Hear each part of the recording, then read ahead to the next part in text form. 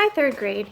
So for Wednesday, your novel studies, let's go through, you did your dictionary dive for chapter 7 and 8, and let's go through and just make sure you hit your definitions the right way, and we'll go through them. So open up to your folder and to page 32. No, I'm sorry, not page 32. Page 16. All right, so first we'll go through the meanings, and you can just add if you missed something. If yours is fine the way it is, great, leave it. And then I just want to review a little bit about the suffix ly, because two of our words have that suffix, and we're studying suffix and prefixes this week, so I want to talk a little bit about that. So first, let's go through the definitions. So for stowaway, a stowaway, let's see, someone or a person who hides on a train or a ship or a plane, someone who doesn't pay for their way and hides for a trip, a stowaway. Something like that, or to that feeling, it's fine, okay, as long as you understand the meaning. All right, solemnly, in a serious way, solemnly, in a serious way, okay. Abrasion, an area that is scraped away, like a boo-boo or a cut. Abrasion is a small area that is scraped away. It doesn't have to be on the human body. It can be an abrasion on a piece of furniture or on a statue. Keen, excellent or cool. We don't use the word keen that way really in our country as much, but it's like a very English thing to say. I'm keen on something if I'm excited about it or I really like it. So I'm really keen on clementines right now. They're my favorite fruit. Consensus, an agreement made by a group. An agreement made by a group, consensus. So when we all vote as a class and nobody votes the other way and we all decide, hey, for our prize we want extra recess, that's a consensus, okay? Righteously, doing something the right way or the moral way, righteously, okay? So if you need to listen through this again, if I went a little bit too fast and you want to add something, go ahead.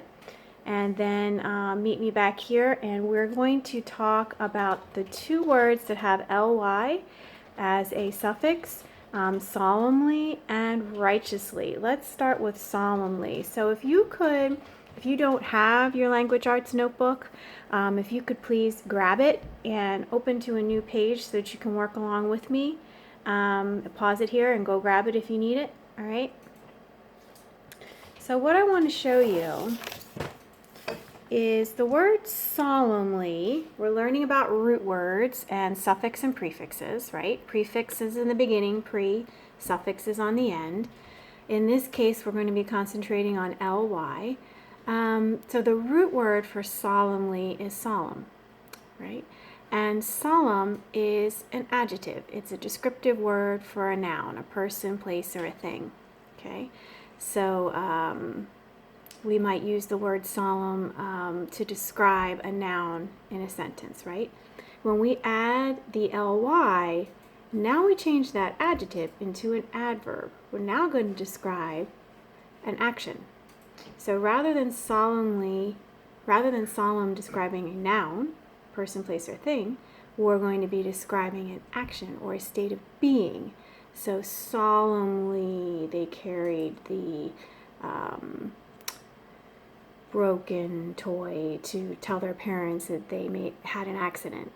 Describing a state of being, when we add that ly, changes it from an adjective to an adverb. So I thought that was a really good example of how this suffix works, okay? So now, instead of describing a noun, we're describing a verb, and all we did was put an ly on the end. So I'm going to pause it here, and we'll do one more together, okay? Because there's one more. Okay, now we're back with our other vocabulary word from our novel. Righteously is the word in our novel, the root word being righteous. And the root word is an adjective. It's a descriptive word for a noun. For example, Saint Bernadette was righteous. We're describing a person, place, or thing. Okay. We put that suffix of ly on righteous and make it righteously, and now we have an adverb, and we can describe an action with this word. Rather than describing a noun, we're going to describe an action or a state of being. So righteously, now we can describe how someone's acting, which makes it a verb, an adverb. Let's see, righteously doing something the right or moral way. So I was righteously apologizing. So meaning I did it in a sincere way, and I meant what I said, and I wanted it to be morally correct. We prayed righteously for the poor.